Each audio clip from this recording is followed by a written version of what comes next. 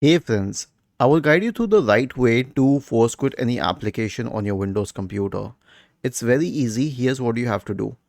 First of all, search for Task Manager in the Windows search bar and then open the Task Manager.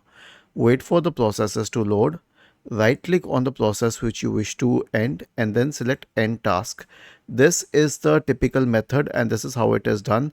But in case it is a startup process and it keeps on popping up at startup, go to this option here which says Startup Apps and then click on Status so as to arrange it all by enabled first, and then right click on the process that you wish to disable and then click on disable. Now even if you restart your computer, that process will not pop up by its own unless you specifically trigger it.